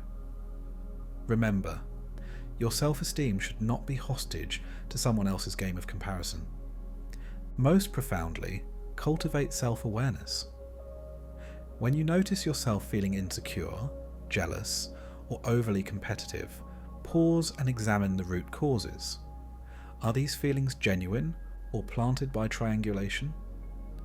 Your inner truth is the most reliable anchor in the storm of manipulative games. Ultimately, triangulation is a powerful weapon, used skillfully or unconsciously to divide, destabilize, and control. Recognizing it empowers you to step outside its web. Your authentic self remains the foundation, resilient and unshaken. The true strength lies in your ability to see the game, to refuse to be drawn into competitive or jealous narratives, and to uphold your sense of worth independently. When you know your value and refuse to participate in the manipulative triangles others try to weave, your resilience can withstand even the most subtle shadows cast by the puppeteers. Remember this, genuine relationships are built not on rivalry or comparison, but on trust, respect, and authenticity. When you see through the illusions of triangulation, you liberate yourself from its grip, anchoring yourself firmly in your truth, and opening the door to relationships rooted in honesty and mutual growth.